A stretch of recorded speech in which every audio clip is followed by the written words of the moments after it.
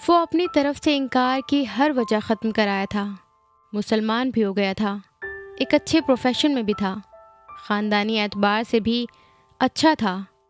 امامہ کی سمجھ میں نہیں آ رہا تھا وہ پھر بھی اسے انکار کیا کہہ کر کرے، یہ کہہ کے کہ اسے خوف اور خدشات تھے اس کے نو مسلم ہونے کے حوالے سے، یا یہ کہے کہ وہ صرف ایک پاکستانی سے عنایت کی شادی کرنا چاہتی تھی جو اس کے اپنے کلچر سے واقف ہو۔ اس کے ذہن میں اس وقت جوابات جیسے بھاگ رہے تھے اور کوئی ایک بھی ایسا نہیں تھا جو تسلی بخش ہوتا، لیکن اس کے باوجود اسے ایک جواب تو ایرک کو دینا ہی تھا۔ تم بہت اچھے ہو ایرک، امامہ نے اپنا گلا صاف کرتے ہوئے کہنا شروع کیا۔ عبداللہ، اس نے امامہ کو بیچ میں ٹوک کر جیسے اس کی تصحیح کی۔ وہ ایک لہجے کے لیے خاموش ہوئی، پھر اس نے جیسے بڑی مشکل سے اس سے کہا، عبداللہ، تم بڑے اچھے لڑکے ہو اور میں تمہیں پسند کرتی ہوں، لیکن عنایت کے حوالے سے ابھی کوئی فیصلہ کرنا مشکل ہے۔ میں نہیں جانتی عنایت تمہارے پروپوزل کے حوالے سے کیا سوچتی ہے۔ اس کی پسند ناپسند بے حد اہم ہے۔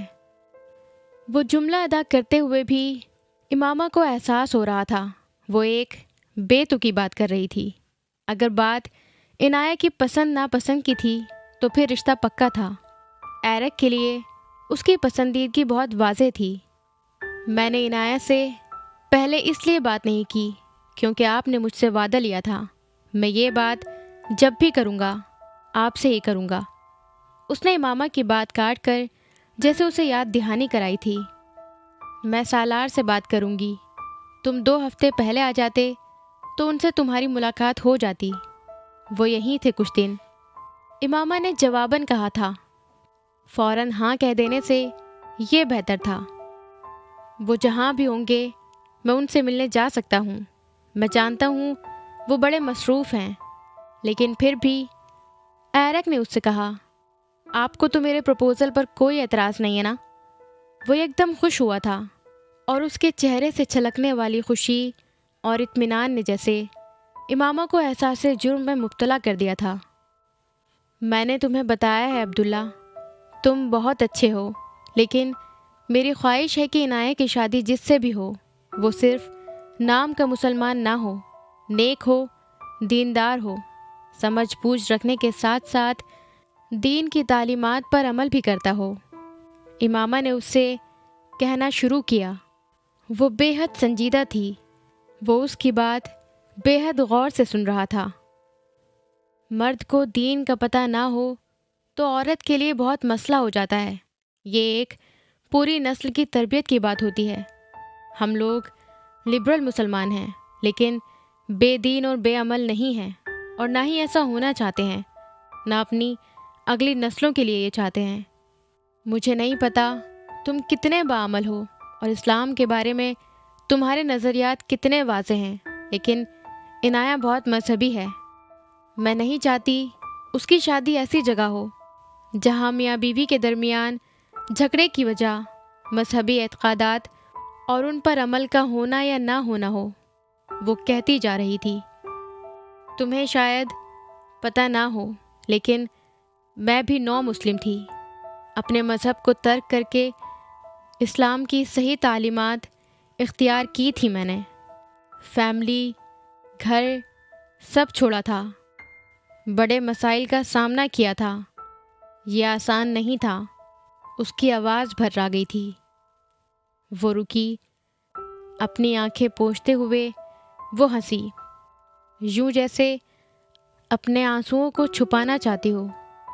یہ آسان کام نہیں تھا، اس نے دوبارہ کہنا شروع کیا، لیکن سالار نے بہت آسان کر دیا میرے لیے۔ وہ باعمل مسلمان ہے اور میں اپنی بیٹی کے لیے اس کے باپ جیسا مسلمان ہی چاہتی ہوں۔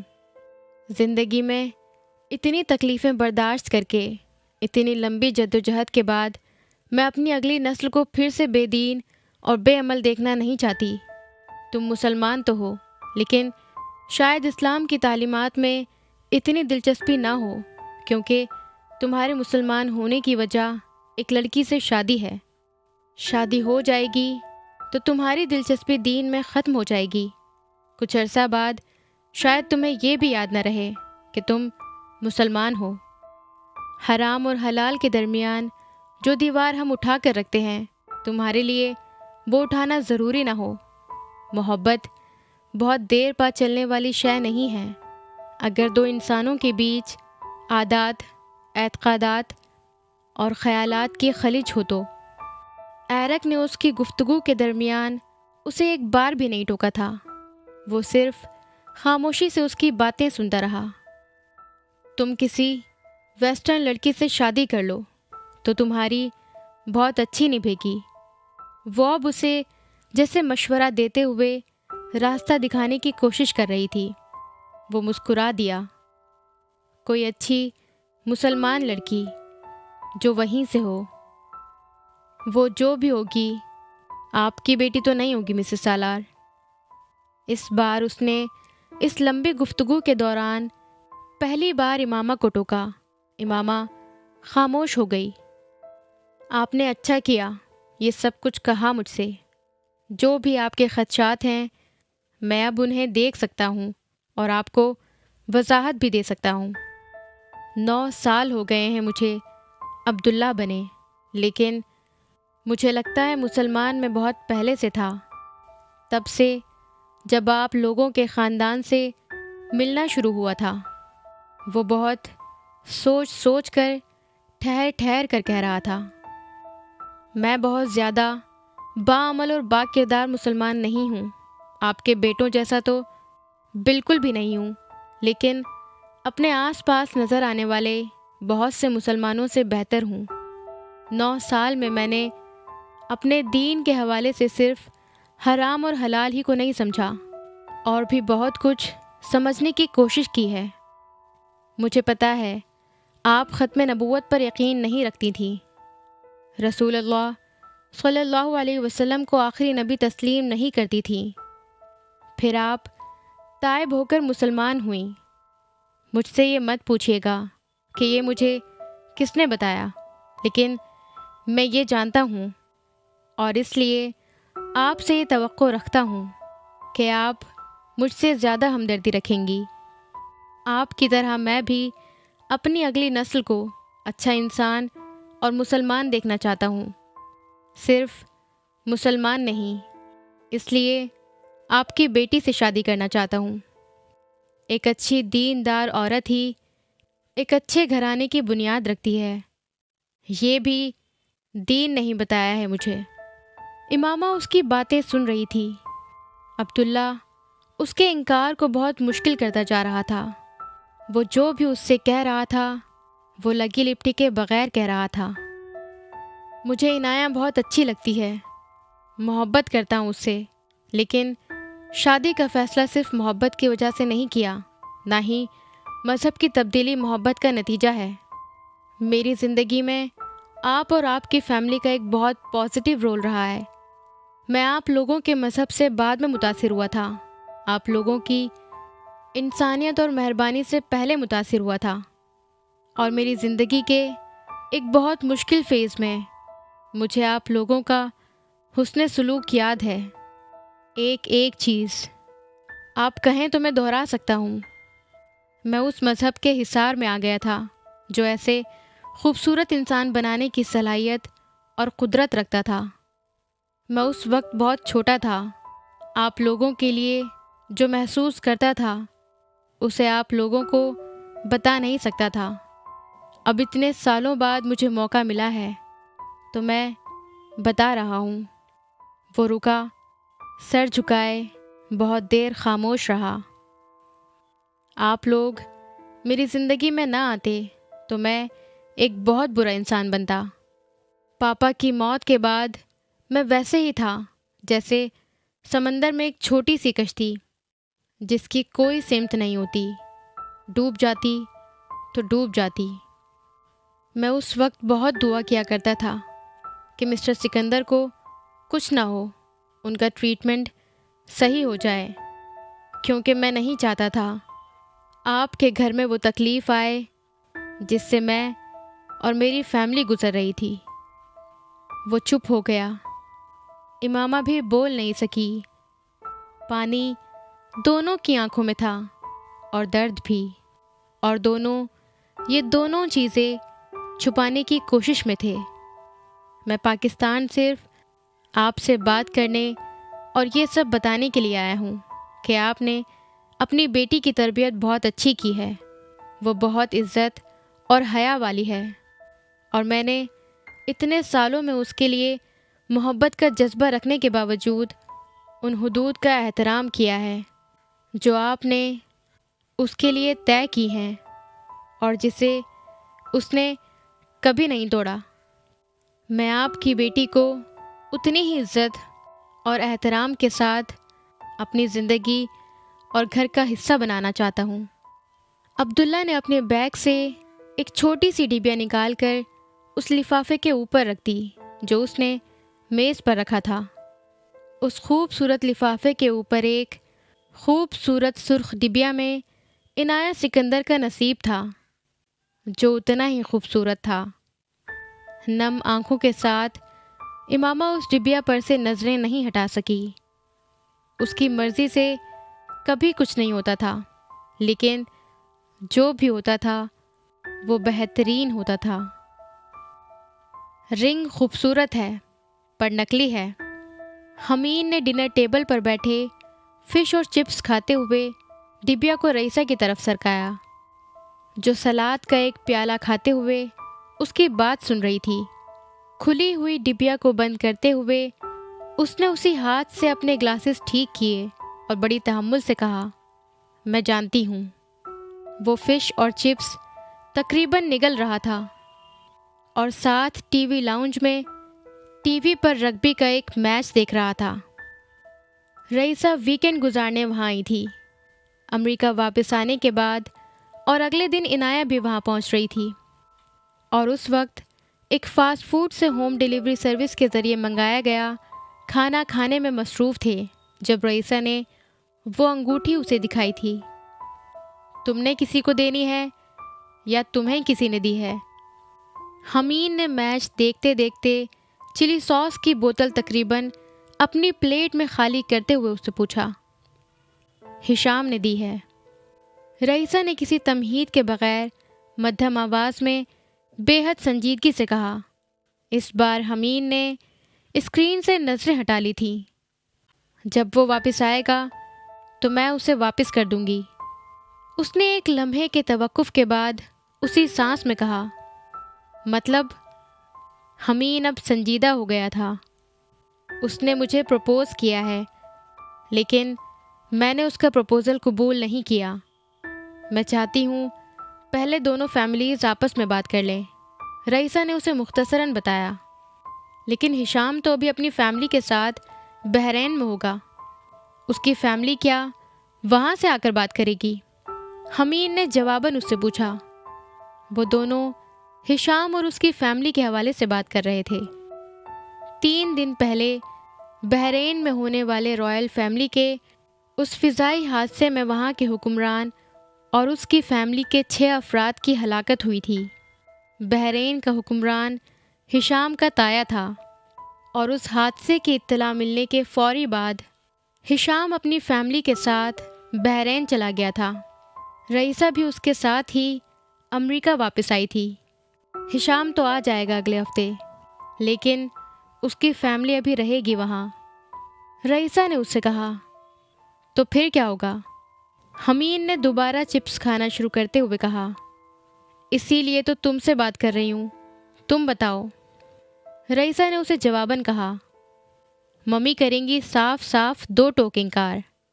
چلی ساس میں مچھلی کا ٹکڑا ڈبوتے ہوئے حمید نے جیسے مستقبل کا نقشہ 2 جملوں میں اس کے سامنے کھینچا۔ ہاں مجھے پتا ہے۔ رئیسہ نے گہرا سانس لیا۔ تمہیں پسند تو نہیں ہے نا؟ حمید نے اس سے اس طرح سرسری سے انداز میں پوچھا جیسے یہ کوئی عام سی بات تھی۔ ہے، اس نے ایک لفظی جواب دیا اور ایک پورا زیتون اٹھا کر نکلا۔ ٹو بیڈ، حمید نے جیسے افسوس کرنے والے انداز میں کہا۔ عنایہ اور عبداللہ کا پتہ ہے تمہیں، اس کے باوجود تم نے؟ رئیسہ نے اس کی بات کاٹی۔ ہشام پیدائشی مسلمان ہے لیکن بحرینی ہے، بلکہ عرب ہے۔ حمید نے اسے بات مکمل کرنے کا موقع نہیں دیا تھا۔ ویسے تو وہ امریکی ہے، رئیسہ نے جیسے مدافعانہ انداز میں کہا۔ امریکی تو ممی کو ویسے ہی زہر لگتے ہیں۔ حمید نے بے حد اطمینان سے تصویر کا ایک اور تاریک پہلو اسے دکھایا۔ اسی لیے تو تم سے بات کر رہی ہوں۔ رئیسہ نے سلاد کھانا بند کر دیا۔ تم ایک بات بتاؤ، تمہیں وہ صرف پسند ہے یا محبت وغیرہ ہے؟ رئیسہ نے اسے جواباً گھورا۔ صرف جنرل نالج کے لیے پوچھ رہا ہوں۔ حمید نے مدافعانہ انداز میں بے اختیار کہا، یہ جنرل نالج کا سوال نہیں ہے۔ رئیسہ نے جتانے والے انداز میں کہا، کامن سینس کا ہوگا پھر، وہ تو میری ویسے ہی خراب ہے۔ پلیٹ صاف کرتے ہوئے حمید نے بے حد اطمینان سے کہا، تم کچھ کر سکتے ہو یا نہیں؟ رئیسہ نے اس کو اگلا جملہ بولنے سے پہلے کہا، میں صرف کوشش کر سکتا ہوں، لیکن اس کا فائدہ نہیں۔ لیکن سب سے پہلے یہ ضروری ہے کہ تم میری ملاقات ہشام سے کرواؤ۔ میں دیکھنا چاہتا ہوں تمہارے حوالے سے وہ دراصل کتنا سیریس ہے۔ وہ میں کروا دوں گی، وہ مسئلہ نہیں ہے، رئیسہ نے کچھ مطمئن ہوتے ہوئے کہا۔ اور اگر ممی یا بابا نہیں مانتے پھر؟ حمید نے یکدم اس سے کہا۔ وہ خاموش بیٹھی رہی، پھر اس نے کہا، مجھے وہ اچھا لگتا ہے، لیکن ایسی جذباتی وابستگی نہیں ہے کہ میں اسے چھوڑ نہ سکوں۔ اچھے کی امید رکھنی چاہیے، لیکن بدترین کے لیے تیار رہنا چاہیے۔ بابا کو اعتراض نہیں ہوگا، لیکن ممی کا میں کہہ نہیں سکتا۔ کوشش کروں گا۔ لیکن ہشام نے اپنی فیملی سے بات کی ہے تمہیں پروپوز کرنے سے پہلے؟ کیونکہ اگر اس کی فیملی کو کوئی اعتراض ہوا تو ممی بابا میں سے کوئی بھی اس پروپوزل پر غور نہیں کرے گا۔ حمید کو بات کرتے کرتے خیال آیا تھا، اپنی فیملی سے بات کر کے ہی اس نے مجھ سے بات کی ہے۔ اس کی فیملی کو کوئی اعتراض نہیں ہے۔ رئیسہ نے اسے جیسے یقین دہانی کرائی۔ حمید اس کی بات سنتے ہوئے اپنے میز پر دھرے فون کی اسکرین پر کچھ دیکھ رہا تھا اور اپنی انگلی سے اسکرین کو اسکرول کر رہا تھا۔ رئیسہ کو لگا اس نے اس کی بات غور سے نہیں سنی۔ تم میری بات سن رہے ہو؟ رئیسہ نے جیسے اسے متوجہ کیا۔ ہاں، میں ہشام کو سرچ کر رہا ہوں، اس نے جواباً کہا۔ کیا؟ رئیسہ چونکی۔ ہشام کو اور اس کی فیملی کو پتہ ہے کہ تم اڈاپٹڈ ہو؟ حمید اسی طرح اسکرین اسکرول کر رہا تھا۔ ہشام کو پتہ ہے تو ظاہر ہے اس کی فیملی کو بھی پتہ ہوگا۔ وہ ایک لمحے کے لیے ٹھٹکی اور پھر بولی، اوہ۔ حمید اپنے فون کی اسکرین پر کچھ پڑھتے بے اختیار چونکا تھا۔ کیا ہوا؟ رئیسہ چونکی۔ تمہارے لیے ایک اچھی خبر ہے اور شاید بری بھی۔ حمید نے ایک گہرا سانس لے کر سر اٹھایا اور اسے دیکھا اور پھر اپنا فون اس کے سامنے رکھ دیا۔ وہ شخص دیوار پر لگی رئیسہ کی تصویر کے سامنے پچھلے 15 منٹ سے کھڑا تھا، پلکیں جھپکائے بغیر، ٹکٹکی باندھے اس لڑکی کا چہرہ دیکھتے ہوئے، چہرے میں کوئی شباہت تلاش کرتے ہوئے، سالار سکندر کے شجرہ میں دبے آتش فشاں کی شروعات ڈھونڈتے ہوئے۔ اگر وہ اس شخص کو نشانہ بنا سکتا تھا تو اسی ایک جگہ سے بنا سکتا تھا۔ وہ ہونٹ کاٹتے ہوئے کچھ بڑبڑا بھی رہا تھا۔ خود کلامی، ایک اسکینڈل کا تانا بانا تیار کرنے کے لیے ایک کے بعد ایک مکر و فریب کا جال، وجوہات، حقائق کو چھپانے۔ وہ ایک گہرا سانس لے کر اپنے عقب میں بیٹھے لوگوں کو کچھ ہدایت دینے کے لیے مڑا تھا۔ CIA ہیڈ کوارٹرز کے اس کمرے کی دیواروں پر لگے بورڈز چھوٹے بڑے نوٹس، فوٹوگرافز اور ایڈریسز کی چٹوں سے بھرے ہوئے تھے۔ کمرے میں موجود چند آدمیوں میں سے 3 اس وقت بھی کمپیوٹر پر مختلف ڈیٹا کھنگالنے میں مصروف تھے۔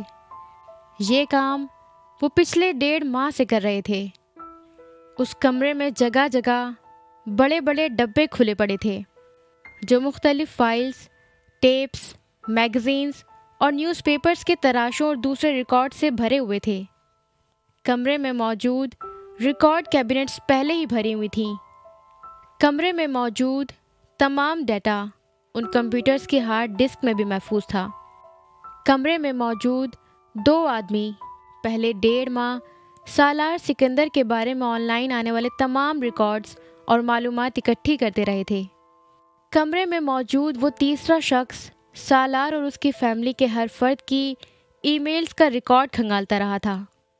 چوتھا شخص اس کی فیملی اور مالی معلومات کو چیک کرتا رہا تھا۔ اس ساری جدوجہد کا نتیجہ ان تصویروں اور شجرائے نسب کی صورت میں ان بورڈز پر موجود تھا۔